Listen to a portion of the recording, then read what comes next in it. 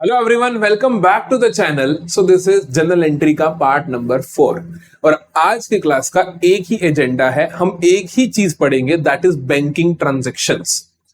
और ये कोई ऐसी वैसी ट्रांजैक्शन नहीं है, 19 ट्रांजैक्शंस आपको करवाने वाला हूं जिससे बैंक से रिलेटेड हर ट्रांजैक्शन आपको अच्छे से समझ आ जाएगी। आप कभी गलती नहीं करोगे, ये मेरा आपसे वादा है। मैं बिल्कुल झूठ नहीं बोल रहा हूं। आपसे ये सुनने के बाद कोई भी बैंकिंग ट्रांजैक्शन से रिलेटेड क्वेश्चन उठा के देख लेना, पूरी बुक का कोई भी आप एंट्री करके देख लेना, आपसे हो जाएगी।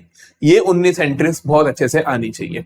तो बैंकिंग ट्रांजैक्शंस के अंदर क्या क्या चीजें दे सकते हैं, कैसे बैंक चार्जेस का ट्रीटमेंट होगा, कैसे हम कोई चेक डिसऑनर हो जाए तो उसका ट्रीटमेंट करते हैं, सारी चीजें हम यहाँ पे डिस्कस करेंगे। आपको एक एक चीज को बहुत आराम से समझना है और मेरे रूल्स समझने किस तरीके से सर एंट्रीज करने हैं, साथ साथ नोटबुक पेन उठा लेना है, साथ साथ लिख लेना है कि ये रूल ऐसे हुआ, ये ऐसे हुआ। 4-5 चीजें याद रखनी है और कोई भी क्वेश्चन गलत नहीं होगा। शुरू करते हैं जल्दी से। सबसे पहले देखो, बैंकिंग ट्रांजैक्शन के अंदर बेसिक रूल्स पता होने चाहिए। बेसिक रूल यही है, bank account, bank account, bank account पता होना चाहिए। बैंक अकाउंट का नेचर पता होना चाहिए। बैंक अकाउंट अगर इंक्रीज हो रहा है तो डेबिट, डिक्रीज हो रहा है तो क्रेडिट, क्योंकि आप एसेट हो, क्योंकि आप फर्म के लिए एसेट हो, आपके अंदर हमारा पैसा पड़ा है। एज सिंपल एज दैट, और कुछ नहीं याद रखना। करें अब जैसे जैसे मेंटेन करेंगे, आराम से एक एक चीज को समझते चले जाएंगे। पहली एंट्री देखो क्या है, कहता है कैश डिपॉजिटेड इन बैंक ₹5,000। हमने बैंक में कैश डिपॉजिट करवाए 5,000 के। बड़ी सिंपल सी बात है। अब इसके अंदर अकाउंट अफेक्टेड कौन कौन से होंगे देखो। पहले के अंदर अकाउंट्स अफेक्टेड कौन कौन से होंगे, एक तो कैश और एक बैंक, है ना। जब कैश डिपॉजिट करवाया तो कैश रिड्यूस हो गया क्योंकि कैश तुम्हारे पास कम हो गया, बैंक बढ़ गया। कैश रिड्यूस हुआ तो क्रेडिट क्योंकि एसेट कम हुई, बैंक बढ़ गया तो डेबिट क्योंकि एसेट बढ़ी। जनरल एंट्री क्या होगी, bank account debit to cash account. कितना करवाया सर, 5,000 करवाया। बोलो कोई प्रॉब्लम क्या करा हमने, कैश डिपॉजिट करवाया तो कैश रिड्यूस हुआ, बैंक इंक्रीज हुआ, कैश रिड्यूस हुआ, एसेट रिड्यूस हुई तो क्या होगी, क्रेडिट। बैंक इंक्रीज हुआ, एसेट इंक्रीज हुई तो क्या होगा, डेबिट होगा। अगला देखो, कैश विड्रॉन फ्रॉम बैंक। अब भी दो ही खाते इन्वॉल्व है। कौन कौन से दो खाते इन्वॉल्व है, एक कैश और एक बैंक का, है ना। कैश जब विड्रॉ करवाया तो कैश इंक्रीज हुआ फर्म के पास, ये मत सोचना कैश डिक्रीज हो गया। बैंक रिड्यूस हुआ, बैंक के अंदर अब पैसे कम हुए, कैश तो इंक्रीज हो गया। तो कैश इंक्रीज हुआ और बैंक रिड्यूस हुआ। कैश इंक्रीज हुआ तो डेबिट क्योंकि एसेट बढ़ गई, बैंक रिड्यूस हुआ तो क्रेडिट क्योंकि एसेट घट हो गई। तो एंट्री क्या होगा आपका, cash account debit to bank account. कितना आएगा, कितना है 8,000, तो 8,000,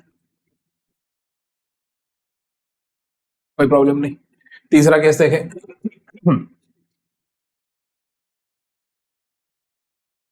चलो भाई तीसरा केस देखते हैं। तो तीसरे केस में क्या है देखो, paid ₹5,000 to Manish by cheque. आपने एक बंदे को 5,000 चेक से दे दिए। देखो खाता इन्वॉल्व क्या होगा, एक तो जब आपने चेक दिया तो बैंक इन्वॉल्व हो गया, बड़ी सिंपल सी बात है। जिस बंदे को दिए उसका नाम लिख दो, मनीष। दो खाते इन्वॉल्व हुए। बैंक आपका रिड्यूस हो रहा है तो मतलब क्रेडिट, एसेट कम हो रही है। आपको दूसरा नहीं भी पता तो ऑटोमेटिकली पता आपको डेबिट होगा। लेकिन आप कैसे पहचानोगे, जब आपने मनीष को पैसे दिए तो मनीष भी रिड्यूस होगा, है ना। मनीष के खाते में आपने मान लिखे होंगे 15,000, 5 दे दिए, 5,000 दे दिए तो 10 रह जाएंगे, मनीष रिड्यूस हो जाएगा। मनीष को पैसे दोगे क्यों, क्योंकि तुमने उससे पहले कभी लिए होंगे, तो मनीष तुम्हारा क्रेडिटर होगा। अगर क्रेडिटर रिड्यूस हुआ, देखो ये थिंकिंग आपकी होनी चाहिए, आपको पता होना चाहिए। क्रेडिटर रिड्यूस हुआ तो लाइबिलिटी रिड्यूस हुई, लाइबिलिटी रिड्यूस होती है तो क्या होता है बेटा, डेबिट होता है। एंट्री क्या बनेगी, Manish debit to bank account. कितना आएगा, 5,000, 5,000, सॉर्टेड है। अगला देखें, आगे आता है कि रिसीव्ड चेक ऑफ ₹7,000 फ्रॉम आरती। अब सामने वाले बंदे से तुमने पैसा रिसीव करा है, तब क्या होगा, खाते इन्वॉल्व, एक तो बैंक, क्योंकि चेक रिसीव करा है, बैंक इंक्रीज होगा तो डेबिट। और दूसरा कौन, आरती। आरती से तुमने पैसे ले लिए, तो आरती का खाता खोल रखा होगा कि उसमें लिखा होगा 20,000 लेने थे, 7,000 आ गए, तो आरती रिड्यूस होगी। अब तुम कहोगे सर जब पैसे लेने थे तब भी रिड्यूस, जब पैसे देने थे तब भी रिड्यूस। बिल्कुल यार, लेकिन फर्क है, जब तुमने पैसे लिए तो मतलब तुमने उसको कुछ उधार पे बेचा होगा या कुछ करा होगा, तो वो तुम्हारी अब डेटर है। फर्क क्या है दोनों ट्रांजेक्शन में, ऊपर वाले में क्रेडिटर रिड्यूस हो रहा है, इधर वाले में डेटर रिड्यूस हो रहा है। डेटर रिड्यूस होता है तो एसेट रिड्यूस होती है, और वो क्या होता है, क्रेडिट होता है। यही फर्क तो समझना है, तभी तो कॉन्सेप्ट बिल्ड होगा, अदरवाइज कॉन्सेप्ट नहीं बिल्ड होगा। रट्टा मार लो कि ठीक है बैंक इंक्रीज हो तो दूसरी चीज क्रेडिट होनी चाहिए। कॉन्सेप्ट कब बिल्ड होगा, जब पता होगा यहाँ भी मनीष रिड्यूस हो रहा है, यहाँ पे आरती रिड्यूस हो रही है। लेकिन जब मनीष रिड्यूस हुआ तो डेबिट हुआ, लेकिन आरती रिड्यूस हुई तो क्रेडिट होगी। क्यों, क्योंकि आरती एक डेटर है और मनीष एक क्रेडिटर था। एंट्री क्या होगी, bank account debit to Aarti, to Aarti's account, या सिर्फ आरती लिख सकते हो आप। कितना है, कितना है, 7,000। एज सिंपल एज दैट, कोई प्रॉब्लम तो नहीं, बोलो डन है। अगले पे चले, ये होगी हमारी बेसिक बैंक की एंट्री, बेसिक बैंकिंग ट्रांजेक्शन सही है। 19 करनी है, अभी 4 ही हुई है, ज्यादा खुश मत हो जाना। Received a cheque of ₹7,000 from Rakesh. पिछला केस क्या था भाई, received a cheque of 7,000 from Aarti, उसकी एंट्री तुमने क्या करी, बैंक टू आरती। लेकिन अब एंट्री आप बैंक टू राकेश नहीं करोगे। ये क्या मतलब है, क्या राकेश और आरती अगर फीमेल होगी तो कर दोगे, मेल होगा तो नहीं करोगे? नहीं, ऐसी बात नहीं है।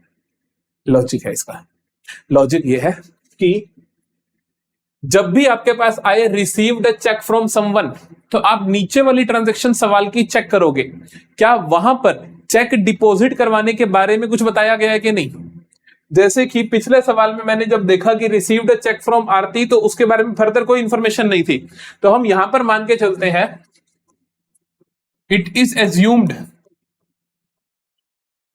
Check has been deposited on same day, कि उसी दिन मैंने चेक डिपॉजिट करवा दिया बैंक में। अगर उसी दिन बैंक में डिपॉजिट करवा दिया तो मतलब मैं मान के चलूंगा बैंक में मेरे खाते में पैसे आ गए, तो इसीलिए मैंने एंट्री कर दी, बैंक इंक्रीज कर दिया। लेकिन अगर क्वेश्चन में कुछ ऐसा हो, क्वेश्चन में ऐसा हो ये रिसीव्ड अ चेक, फिर अगली ट्रांजैक्शन या दो चार ट्रांजैक्शन के बाद ये दे रखा है कि check received from Rakesh deposited in bank, तो इसका मतलब जब ये ट्रांजैक्शन हुई उस दिन तक खाते में पैसे इंक्रीज नहीं हुए, क्योंकि चेक तो आ गया लेकिन चेक अभी बैंक में नहीं गया। चेक आ तो गया लेकिन चेक अभी बैंक में नहीं गया, तो यहां पर जो एंट्री होगी वो एंट्री क्या होगी, ध्यान से सुनना। यहां पर बैंक अकाउंट, राकेश तो इन्वॉल्व होगा, उसमें कोई प्रॉब्लम नहीं है, लेकिन बैंक इन्वॉल्व नहीं होगा। बैंक की जगह लिखोगे आप चेक्स इन हैंड, क्योंकि अभी ये चेक्स आपके हाथ में है, अभी बैंक में गए नहीं है। चेक्स इन हैंड इंक्रीज हो रहा है इसीलिए डेबिट, राकेश रिड्यूस हो रहा है इसीलिए क्रेडिट, क्योंकि तुम्हारा डेटर होगा, अब डेटर रिड्यूस हो गया। तो एंट्री क्या बनेगी आपके पास, एंट्री बनेगी checks in hand account debit, क्योंकि अभी आपको इसको बैंक नहीं लिखोगे, समझ आया ना, बैंक कब लिखना है कब नहीं लिखना। अगर तो उसके बारे में फर्दर इंफॉर्मेशन नहीं दे रही तो आप मान के चलो आप बैंक लिख दो, क्योंकि हम यहां पर एजम्पशन लेके चलते हैं कि उसी दिन हमने बैंक में भेज दिया चेक और पैसे मेरे खाते में आ गए। लेकिन अगर फर्दर इंफॉर्मेशन दे रखी तो इसका मतलब इस दिन तो मैंने नहीं भेजे, तो इस दिन तक तो मेरे पास सिर्फ चेक ही है, वो बैंक नहीं बना है। टू राकेश, समझ गए। तो cheques in hand account debit to Rakesh, तो cheques in hand account debit to Rakesh, तो चेक्स इन हैंड कितने के हैं आपके पास, 7 के। As simple as that. यहां पर बैंक टू राकेश नहीं आएगा। आई होप आप इस बात को समझते हो। तो ये होगी मेरे पास पहली ट्रांजैक्शन। दूसरी देखें, सेकंड देखो, सेकंड में कहता है कि cheques received from Rakesh deposited in bank. अब क्या हुआ, वो जो चेक रिसीव हुए थे तुमने बैंक में डिपॉजिट कर दिए, तो दूसरी एंट्री क्या होगी, देखो कि जब तुमने चेक डिपॉजिट करे तो ऐसा होता क्या है कि मैंने क्या करा, मैंने अपने अकाउंटेंट को कहा कि ये चेक ले जाओ बैंक में डिपॉजिट करवा दो। जैसे ही मैं अपने अकाउंटेंट को वो चेक देता हूं ना, मैं अपनी बुक्स में क्या एंट्री करता हूं, मैं अपने बैंक अकाउंट के बैलेंस को इंक्रीज कर देता हूं कि हाँ चेक दे दिया तो मतलब बैलेंस बढ़ जाएगा। मैं एंट्री क्या करता हूं, मैं खाते में इन्वॉल्व करता हूं एक तो बैंक और दूसरा चेक्स इन हैंड। अब राकेश को नहीं करूंगा क्योंकि राकेश को तो मैं पहले ही रिड्यूस कर चुका हूं अपनी बुक्स में कि हाँ इससे तो पैसा आ गया। तो मैं क्या कहूंगा कि बैंक मेरा बढ़ गया एसेट बढ़ गई, चेक्स इन हैंड रिड्यूस हो गए, तो मतलब एसेट रिड्यूस हो गई, चेक्स इन हैंड वाली एसेट रिड्यूस हो गई। एंट्री क्या होगी यहां पर, bank account debit to cheques in hand account. Sorted है। कितना आ जाएगा, जितने के चेक थे तुमने भेजे थे 7,000 के भेजे, 7,000 आ गया। आगे और सुनो, अब क्या होगा, ये जब मैंने भेज दिए इसके बाद क्या होता है, इसके बाद ये होता है कि अबव चेक्स डिसऑनर्ड, ये चेक हो गया dishonour and bank charge 200 as bank charges. ये चेक हो गया डिसऑनर। डिसऑनर का मतलब होता है कि जब बैंक में चेक भेजा तो बैंक वालों का मेरे पास फोन आया कि सर ये डिसऑनर हो गया है, जिस बंदे ने आपको चेक दिया है उसके खुद के खाते में पैसे नहीं है, जिस बंदे ने आपको चेक दिया है उसके खुद के खाते में पैसे नहीं है, ये डिसऑनर हो गया है, तो वापस ले जाओ आप। जब भाई मैंने अपनी बुक्स में बैंक को इंक्रीज कर दिया था, मैंने अपनी बुक्स में बैंक को इंक्रीज कर दिया था कि पैसे तो आ गए हैं, लेकिन पैसे नहीं आए हैं, तो मैं क्या करूंगा, बैंक को वापस से रिड्यूस करूंगा कि मेरा बैंक बैलेंस तो बड़ा ही नहीं है। मैं क्या करूंगा, यहां पर बैंक को रिड्यूस करूंगा। कितने अमाउंट से करूंगा, सर जितने का चेक था 7,000 प्लस 200 रुपए बैंक ने जो मेरे चार्जेस लगा लिए 7200 हो गए। 200 रुपए बैंक ने मेरे खाते से काट लिए होंगे, मेरे को लगा था 7,000 आएंगे और एक्चुअली में तो 7200 चले गए। अब चले क्या, सॉरी, मेरे को लगा था 7,000 आएंगे लेकिन 200 चले गए, क्योंकि 7,000 जो आने थे वो आए नहीं, मैंने पहले कहा आ गए, फिर मैंने वापस कर दिया नहीं आए, और 200 चले गए, वो भी यहाँ पे माइनस कर दूंगा, बैंक को रिड्यूस कर दिया। और अब मैं बढ़ाऊंगा किसको, चलो बैंक रिड्यूस हो गया, अब मैं वापस क्या करूंगा, इस राकेश के पास जाऊंगा, अरे तूने जो चेक दिया था वो भाई साहब खराब हो गया, तो मैं राकेश को वापस से अपना डेटर बना दूंगा, क्योंकि जब मैंने यहाँ पे राकेश को रिड्यूस किया तो मैंने कहा चल तेरे पैसे आ गए, अब मैं राकेश को वापस से इंक्रीज कर दूंगा, तो मैं अपनी बुक्स में राकेश को क्या कर दूंगा, इंक्रीज कर दूंगा। सर कितने अमाउंट से करोगे, 7,000 से, नहीं 7,200 से। कहूंगा भाई तेरी वजह से लगे बैंक चार्जेस, मेरे थोड़ी लगने थे, ये बैंक चार्जेस मेरे थोड़ी लगने थे, तुम्हारा चेक आया वो जो बाउंस हो गया उस वजह से बैंक ने मेरे 200 रुपए काट लिए, तो हम राकेश से लेंगे। एंट्री क्या बनेगी, राकेश इंक्रीज हो तो राकेश को वापस डेटर बना दूंगा कि मैंने तेरे से पैसे लेने हैं, तो मेरी एंट्री क्या बनेगी, Rakesh debit to bank account. Narration में आप लिखोगे कि 200 बैंक चार्जेस एंड 7,000 का चेक। बात समझ आती है, तो बहुत अब चेक का केस आप कभी गलत नहीं करोगे। इसका एक और एडवांस लेवल कराऊंगा लास्ट में भी, इसी क्लास के लास्ट में एक और एडवांस लेवल करवाऊंगा, लेकिन अभी ये आपको समझ आना जरूरी है। क्या, सबसे पहले आपने राकेश से पैसे चेक लिया, तो आपको पता चला कि चेक डिपॉजिट कल को करवाया, तो मैं आज एंट्री करूंगा cheques in hand to Rakesh. फिर जब डिपॉजिट करवाया तो bank to cheques in hand, फिर चेक बाउंस हो गया तो मेरा बैंक को वापस से मैं रिड्यूस कर दूंगा, पहले मैंने बैंक को इंक्रीज कर दिया था, अब बैंक को रिड्यूस करूंगा तो बैंक क्रेडिट होगा, और डेटर वापस से इंक्रीज कर दूंगा, राकेश को वापस से डेबिट कर दिया। आई बात समझ, अगले पे चले। अगला देखो केस क्या है, यहां पे कहता है Jyoti withdrew from bank for personal use 5,000। Jyoti ने 5,000 रुपए निकलवा दिए पर्सनल यूज के लिए। पर्सनल यूज का मतलब है कि मालिक ने अपने पर्सनल यूज के लिए निकलवाए, मतलब ज्योति ने अपने बिजनेस के बैंक खाते से 5,000 निकलवा लिया, पर्सनल यूज कर लिया। तो खाता इन्वॉल्व कौन कौन सा होगा, तो खाता इन्वॉल्व होगा एक तो बैंक अकाउंट और एक होगा ड्रॉइंग्स अकाउंट, क्योंकि ड्रॉइंग करी है ना उसने। बैंक इंक्रीज हो रहा है, रिड्यूस हो रहा है, रिड्यूस हो रहा है तो क्रेडिट, ड्रॉइंग्स इंक्रीज हो रही है तो ड्रॉइंग्स इंक्रीज होने पे क्या होती है, डेबिट। अब याद कर सकते हो कैपिटल का इंक्रीज होना क्रेडिट होता है, कैपिटल का रिड्यूस होना डेबिट होता है। तो कैपिटल का रिड्यूस होना ड्रॉइंग्स इंक्रीज होने के बराबर होते हैं, क्योंकि ड्रॉइंग्स और कैपिटल एक दूसरे के अपोजिट है। तो बैंक रिड्यूस हुआ क्रेडिट, ड्रॉइंग्स इंक्रीज हुआ डेबिट, तो जनरल एंट्री क्या बनेगी, drawings account debit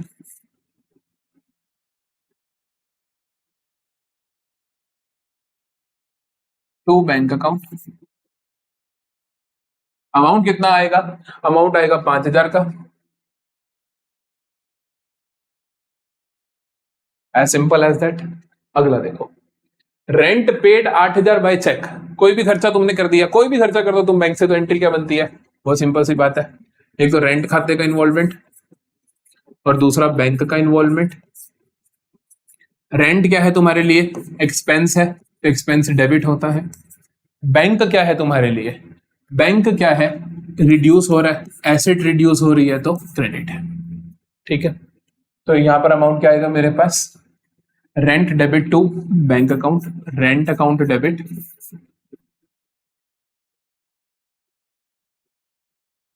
to bank account. ठीक है जी, कितना अमाउंट आएगा? रेंट पेड 8,000 बाई चेक, 8,000 से तुमने 8,000 रुपए तुमने दे दिया भैया, एज सिंपल एज दैट। ठीक है,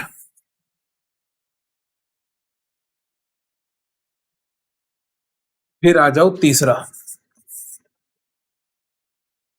salary paid to Reena 9,000 by cheque. अगर तुम्हें खर्चे का नाम आ जाए तब भी कोई दिक्कत नहीं होती है, मैं पहले भी सिखा चुका हूं तुम्हारे को पिछली क्लास में भी, लेकिन फिर से सिखा रहा हूं कि salary paid to Reena 9,000 by cheque, कोई प्रॉब्लम नहीं है। खाता इन्वॉल्व होगा, एक सैलरी का, एक खर्चे का, और दूसरा बैंक का। सैलरी खर्चा है, एक्सपेंस है, इसलिए डेबिट होगा। बैंक रिड्यूस हो रहा है, इसीलिए बैंक क्रेडिट होगा। एंट्री क्या होगी? Salary to bank, salary account debit to bank account. Amount कितना आएगा? 9,000, 9,000। यहाँ पे रीना का नाम नहीं है, कोई भी खर्चा किसी भी पर्सन को करो तो आप खर्चे का अकाउंट लिखते हो, पर्सन का अकाउंट नहीं लिखते हो, इस बात का ध्यान रखना है। अगला देखें, चौथी ट्रांजैक्शन, ध्यान से देखना please. Repayment of bank loan by issuing a cheque of 1,00,000। मैंने बैंक लोन पे कर दिया, कैसे? एक चेक काट दिया, मतलब बैंक को बैंक से ही पैसे दे दिए, लेकिन यहां पे एंट्री होगी, बड़े ध्यान से सुनना। क्या करा मैंने? बैंक का लोन पे कर दिया चेक काट के। तो भाई साहब खाते दो इन्वॉल्व है, एक इन्वॉल्व है bank loan, bank loan is a separate account, bank loan is liability account. ठीक है, दूसरा खाता इन्वॉल्व है बैंक का। एक तो क्या रिड्यूस हुआ? बैंक लोन, एक रिड्यूस हुआ बैंक, क्योंकि जब चेक दिया तो बैंक लोन रिड्यूस हुआ। Bank loan is a liability, liability reduce होती है तो डेबिट होती है सर, लाइबिलिटी रिड्यूस होती है तो डेबिट होती है। बैंक रिड्यूस हुआ, बैंक रिड्यूस हुआ मतलब एसेट रिड्यूस हुई, एसेट रिड्यूस होती है तो क्रेडिट होती है भैया। जनरल एंट्री क्या बनी? बैंक लोन रिड्यूस हो रहा है तो bank loan account debit, bank loan account debit to bank account, bank loan account debit to bank account, तो दैट इज 1,00,000।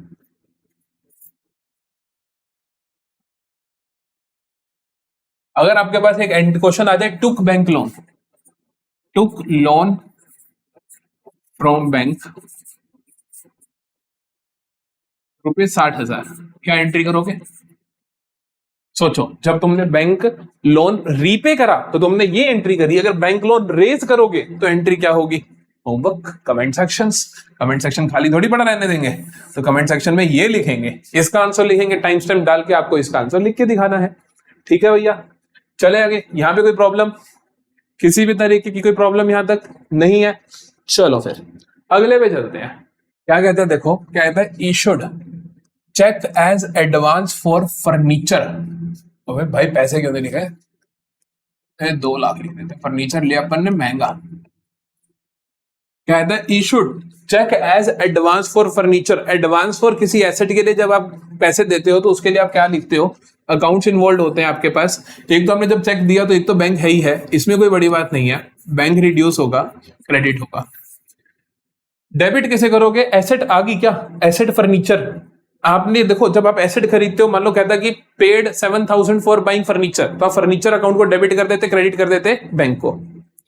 लेकिन अब एडवांस फॉर फर्नीचर दिया है तो आप यहाँ पे एडवांस फॉर फर्नीचर का अकाउंट ही लिखोगे, तो यहाँ पर जो अकाउंट इन्वॉल्व होगा वो फर्नीचर अकाउंट नहीं होगा, बल्कि advance for furniture account involve होगा। इस चीज का ध्यान रखना, बच्चे अक्सर गलती करते हैं इस चीज की। डेबिट होगा क्योंकि एसेट है, आप किसी भी चीज के लिए एडवांस पैसे दे रहे हो, जैसे प्रीपेड खर्चा होता है, तो वो एसेट होती है, वो कोई बड़ी बात नहीं है। एंट्री क्या बनेगी? एडवांस फॉर फर्नीचर, सिर्फ फर्नीचर अकाउंट नहीं आएगा, प्लीज ध्यान रखना। Advance for furniture account debit to bank account. ठीक है, कितना अमाउंट है भैया? 2,00,000 रुपीज का।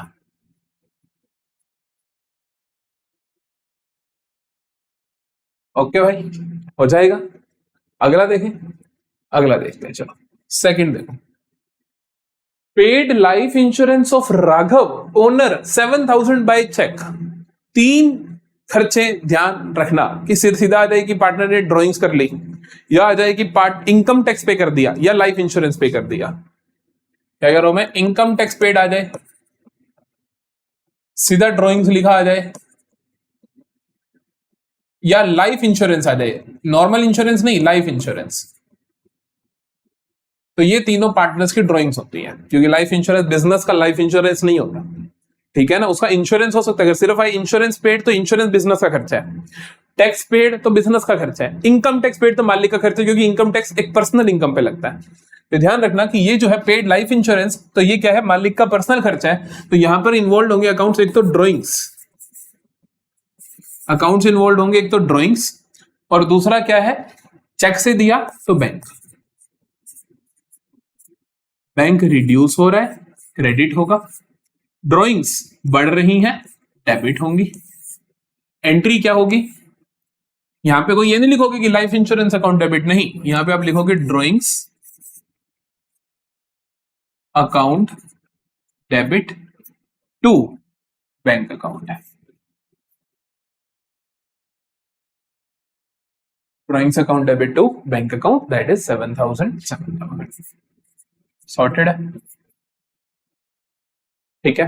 अगला देखें, इनकम टैक्स आ जाए, लाइफ इंश्योरेंस आ जाए, या सीधा ड्रॉइंग्स लिखा जो आ जाए कि मालिक के बच्चों की फीस दी, मालिक के हेल्थ का चेकअप का पैसा दिया, तो वो ऑटोमेटिकली तुम्हें समझना है कि वो भी ड्रॉइंग्स ही है ना। अगला देखो, bank charge SMS charges of 45 रुपए। बैंक ने 45 रुपए के एसएमएस चार्जेस चार्ज कर लिए, तो क्या हुआ?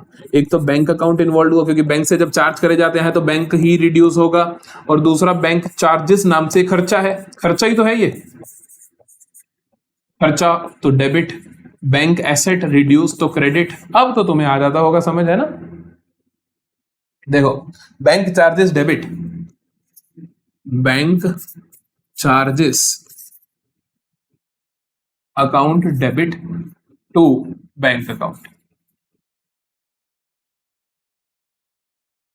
तो bank charges account debit to bank account, तो बैंक ने चार्ज के 45 रुपए,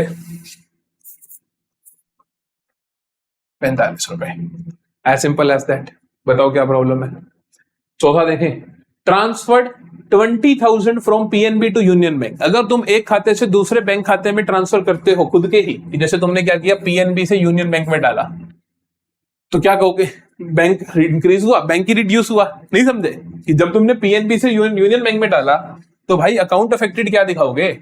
अकाउंट अफेक्टेड क्या दिखाओगे कि पीएनबी तुमने क्या करा भाई, पीएनबी से यूनियन में डाला, तो पीएनबी रिड्यूस हुआ, यूनियन इंक्रीज हुआ, है ना। यूनियन थोड़ी इंक्रीज हो रहा है, एक्चुअली में तुम्हारा बैंक अकाउंट ही रिड्यूस हो रहा है और बैंक ही इंक्रीज हो रहा है। तो एंट्री क्या बनेगी? बैंक के रिड्यूस होने को क्रेडिट बोलते हो, बैंक के इंक्रीज होने को डेबिट बोलते हो। एंट्री क्या बनेगी? Bank to bank, bank account debit to bank account. ये कैसी एंट्री है? ये सही एंट्री है, ऐसे ही एंट्री करनी पड़ेगी, अदरवाइज रिकॉर्ड कैसे मेंटेन करोगे? आप क्या लिखोगे? Bank account debit. लेकिन यहां पे एक चीज ध्यान रखना, अरे अरे अरे अरे अरे क्या, बैंक ब्रैकेट में किस बैंक में पैसे जा रहे हैं उसका नाम लिखो। यूनियन इंक्रीज हो रहा है ना, तो ऑटोमेटिकली खाते में चले जाएंगे। यहां लिखो union account debit to bank. कौन सा कम हो रहा है बेटा? पीएनबी, पंजाब नेशनल बैंक, ठीक है। कितना आ रहा है? कितना है? 20,000 है, 20,000 लिख दोगे। सॉर्टेड है जी कहानी, समझ गए? ये होगी बैंक की और सारी ट्रांजेक्शन। अब चलें द प्रीमियम केस पे, the most premium case of banking transactions, जो आपको देखने को मिलने वाला अपने पेपर में। बहुत इंपॉर्टेंट है, बहुत ज्यादा इंपॉर्टेंट है, ध्यान से देखना अब इस केस को। ये समझ आ गया तो समझो तुम्हें अब तक की सारी जनरल एंट्री बहुत अच्छे तरीके से आती है। एक एक चीज को ध्यान से समझना है please. Sold goods to Raman for 50,000 less 10% trade discount. हमने गुड्स बेचे रमन को 50,000 की 10% ट्रेड डिस्काउंट के लेस पे। तो बड़ी सिंपल सी बात है, अगर सिर्फ नाम लिखा हो तो हम यहां पर ये नहीं समझते कि पैसा आ गया तो हम मानते हैं कि हमने उधार पे बेचा है। तो मेरी पहली ट्रांजेक्शन क्या होगी? खाता इन्वॉल्व होगा, रमन और sales. Sold goods to Raman for 50,000, खाता इन्वॉल्व होगा रमन और सेल्स। सेल्स इंक्रीज हो रही है तो क्रेडिट। रमन रमन रमन क्या है, Raman as a debtor increase हो रहा है तो डेबिट। ध्यान रखना क्या हो रहा है, वो मेरा as a debtor as an asset increase हो रहा है तो डेबिट। अमाउंट कितना आएगा सर, 50,000 के गुड्स तुमने 10% के ट्रेड डिस्काउंट पे बेचे, तो ट्रेड डिस्काउंट को बुक्स में नहीं लिखते हैं, तो 50,000 का 10% माइनस कर दो, कितना आएगा 50,000 माइनस 10%, तो 5,000 माइनस करोगे तो 45,000। तो एंट्री होगी Raman debit to sales account, कितना 45,000। आई बात समझ। तो Raman debit to sales account 45,000, क्यों, क्योंकि रमन एसेट बन गया, मेरी डेटर बन गया, और सेल्स मेरी इनकम होती है, क्रेडिट हो गई। दूसरी ट्रांजैक्शन ध्यान से देखो, received cheque from Raman and allowed 2% cash discount. हमने रमन को बोला था फला फला तारीख तक तू मेरे को अगर पेमेंट कर देगा तो मैं तुम्हें 2% का कैश डिस्काउंट दे दूंगा। कैश डिस्काउंट क्या होता है, जब पेमेंट रिसीव हो जाए टाइम पे तो आप डिस्काउंट दे देते हो, और इस डिस्काउंट को तुम रिकॉर्ड भी करते हो। अब तुम क्या कर रहे हो, रमन को 2% का कैश डिस्काउंट दे रहे हो और उसने तुम्हें चेक दे दिया है, उसने तुम्हें चेक दे दिया है। तो देखो खाते इन्वॉल्व देखो, रमन एक डेटर है जो कि रिड्यूस हो जाएगा, क्यों, क्योंकि उसने मेरे को पैसे दे दिया। मैं पैसे देखता हूं कि कल को डिपॉजिट करवा रहा हूं कि आज ही करवा रहा हूं, नहीं अलग दिन पे डिपॉजिट करवा रहा हूं। अगर तो ये ना होता ये लाइन तो मैं मानता उसी दिन डिपॉजिट करवा दिया, लेकिन अब अलग दिन पे करवा रहा हूं तो दूसरा खाता इन्वॉल्व, बैंक ना होके क्या होगा, चेक्स इन हैंड इंक्रीज हो रहा है। डिस्काउंट भी दे रहे हो तो डिस्काउंट अलाउड भी आ जाएगा, डिस्काउंट अलाउड भी आ जाएगा। रमन एक डेटर रिड्यूस हो रहा है तो क्रेडिट होगा, कितने अमाउंट से हो रहा है, पूरे के पूरे, वो तो पूरे पैसे के दे रहे हैं, कुछ नहीं कह रहा तो आप मानते हो पूरे पैसे के लिए। पूरे पैसे कितने बेटा, 45,000 है ना। चेक्स इन हैंड, चेक कितने का देगा, अगर 2% का तुम उसको कैश डिस्काउंट दे रहे हो तो वो चेक कितने का देगा तुम्हें, तो 45,000 का 2%, 45,000 का 1% होता है 450, 2% होता है 900, तो 900 रुपए कम कर दो तो वो मेरे को 44,100 रुपए का चेक देगा, तो ये डेबिट होगा। डिस्काउंट अलाउड खर्चा है इसीलिए डेबिट होगा। कितना दे रहे हो तुम, 900 रुपए का डिस्काउंट दे रहे हो। आई बात समझ। रमन डेटर रिड्यूस होगा कितने से, 45,000 से। चेक्स इन हैंड इंक्रीज होंगे 44,100 से, क्योंकि तुम 2% का उसको क्या कर रहे हो, डिस्काउंट दे रहे हो। और चेक्स इन हैंड तुम्हारे, और सॉरी डिस्काउंट अलाउड डेबिट होगा 900 रुपए से, क्योंकि ये डिस्काउंट अलाउड है। एंट्री क्या बनी देखो, एंट्री क्या बनी देखो, cheques in hand account debit, discount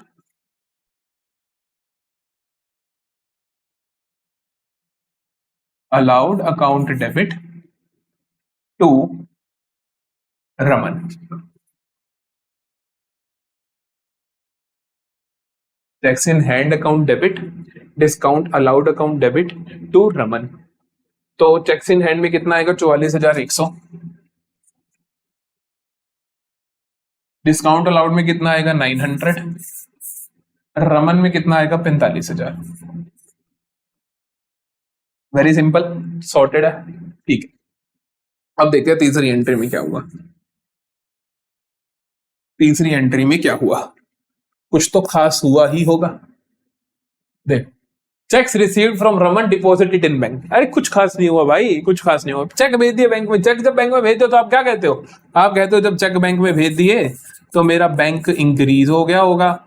आप ऐसा मन में ठान लेते हो, पता नहीं चेक कल को क्या होगा उनका बेचारों का। तुम्हारे मन में तो आ गया कि चेक मेरा रिड्यूस हुआ, बैंक मेरा इंक्रीज हुआ। बैंक मेरा इंक्रीज हुआ तो मेरी एसेट इंक्रीज हुई, डेबिट कर दो। चेक इन हैंड रिड्यूस हुआ, मेरी एसेट रिड्यूस हुई, क्रेडिट कर दो। और तुम अपनी एंट्री पास कर देते हो, that is bank account debit to cheques in hand. कर देते हो भैया, एंट्री कर देते हो तो क्या बनेगा, क्या बनेगा, कितने का है चेक, कितने का था सर, 44,100 का, 44,100 लिख दिया।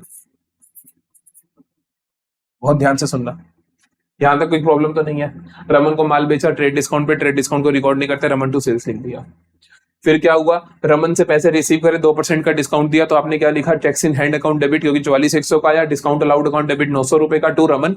रमन से 45,000 लेने थे, रमन को रिड्यूस कर दिया। फिर क्या हुआ, मैंने चेक को बैंक में भेज दिया, जितने का चेक था उतना ही यहाँ पे लिखूंगा, 44,100 का था। कोई प्रॉब्लम नहीं होनी चाहिए यहां तक। अगली एंट्री ध्यान से सुनो। अब कहता है देखो, यहां लिखते हैं, आगे यहां एंट्री करेंगे। क्या कहता है देखो, कहते हैं कि check received from Raman was dishonoured and bank charge ₹300। तुम सोचोगे सर ये राकेश वाला केस ही तो हुआ, राकेश वाला केस ही तो हुआ कि चेक डिसऑनर हो गया और कुछ चार्जेस लग गए। यहां पर फर्क है, ध्यान सुनना क्या फर्क है। मैंने तुम्हें डिस्काउंट दिया था इस चीज के लिए कि तुम मुझे टाइम पे पेमेंट कर दो, तुम मेरे को चेक देकर चले गए और वो चेक हो गया डिसऑनर, तो मैं डिस्काउंट तुमसे वापस ही लूंगा यार। डिस्काउंट किस चीज का, जब तूने उस दिन तक पेमेंट ही नहीं करी। मैंने आपको बोला 4 दिन में पेमेंट कर दो, मैं आपको 1,000 रुपए का डिस्काउंट दूंगा। तुमने क्या करा, मेरे को बुद्धू बना दिया। तुमने क्या करा, मेरे को तीसरे दिन आके क्या कि ये लो चेक और डिस्काउंट, तो तुमने कहा 50,000 है सर, ये लो 49,000 का चेक, क्योंकि तुमने कहा था डिस्काउंट दोगे। मैंने अगले दिन खाते में डिपॉजिट करवाया, चेक हो गया बाउंस। तो मैं अब तुम्हारे से 49,000 मांगूंगा, नहीं 50,000 मांगूंगा। मैं कहूंगा वो 1,000 रुपए का डिस्काउंट, चलो 1,000 रुपए का डिस्काउंट हो गया। क्यों? क्योंकि भैया वो 1,000 रुपए का डिस्काउंट जो मैंने तुम्हें अलाउ करा था वो टाइमली पेमेंट के लिए करा था, और टाइमली पेमेंट तो आई नहीं है मेरे पास। तो मैं वो तुमसे कितने मांगूंगा, अब 50,000 रुपए मांगूंगा, प्लस जो चार्जेस लग गए वो भी मांगूंगा। तो मैं रमन से क्या मांगूंगा, रमन से मैं देखो, जब इसका चेक डिसऑनर हुआ, तो मैं रमन भाई साहब के पास जाऊंगा, और रमन भाई साहब को बोलूंगा कि एक तो 44,100 तुम्हारा चेक, प्लस 900 रुपए मुझे दो जो तुम्हारे को मैंने डिस्काउंट दिया था, डिस्काउंट वापसी, प्लस 300 रुपए मुझे दो जो मेरे बैंक चार्जेस लग गए। आई बात समझ? क्या कहूंगा, 44,100 रुपए दो जो मेरा चेक तुमने देना था, 900 रुपए दो जो तुमने टाइमली पेमेंट के लिए मेरे से डिस्काउंट मांगा था, बैंक चार्जेस भी दो। तो हम रमन से ये सब मांगेंगे तो रमन को अपना वापिस से डेटर बना देंगे, तो वापिस से रमन को डेबिट कर देंगे इस अमाउंट से। सर फिर और क्या होगा, सर बैंक रिड्यूस होगा। जो तुमने बैंक बढ़ा दिया था बिना बात के 44,100 का, हालांकि चेक अभी डिपॉजिट मतलब वो हुआ नहीं, डिसऑनर हो गया, तो ये 44,100 एक तो रिड्यूस कर दोगे, बैंक को रिड्यूस कर दोगे 44,100 से, प्लस रिड्यूस कर दोगे जो बैंक चार्जेस लगे 300 के। बचा क्या, 44,100 हो गया, 300 का 900 रुपए। 900 रुपए क्या है, डिस्काउंट जो अलाउ किया था उसे रिड्यूस कर दोगे। ये भी एक एग्जांपल है, खर्चा रिड्यूस हो देगा, कि खर्चा जो था तुम्हारा वो रिड्यूस हो गया, कि डिस्काउंट अलाउड जो तुम्हारा एक एक्सपेंस था 900 रुपए का वो वापिस हो गया, कि अब वो डिस्काउंट अलाउ नहीं करा तुमने, तो डिस्काउंट अलाउड 900 रुपए का ही आ जाएगा। जनरल एंट्री देखो क्या होगी, बड़ा ही प्यारा केस है, अगर पसंद आया हो तो बताकर जाना कि केस कैसा लगा। जनरल एंट्री क्या होगी, रमन को डेबिट करोगे, रमन डेबिट कितना, 44,100 प्लस 945,000 प्लस 345,300 से, टू बैंक अकाउंट को रिड्यूस करोगे, 44,100 प्लस 300 बैंक चार्जेस है तो 44,400, टू डिस्काउंट अलाउड को भी आप खत्म कर दोगे, क्योंकि अब ये डिस्काउंट अलाउड नहीं रहा, तो आप इसको अपने खर्चे को रिड्यूस कर दोगे 900 रुपए से। ये हो गई आपकी जनरल एंट्री। बोलो कोई प्रॉब्लम? ठीक है जी, सॉर्टेड है सारी की सारी कहानी। तो यहां पर हम आते हैं एंड ऑफ द लेक्चर। मैं गारंटी देता हूं कि बैंकिंग ट्रांजैक्शन गलत नहीं करोगे, अगर ये लेक्चर पूरा सुन लिया है तो पक्की बात है।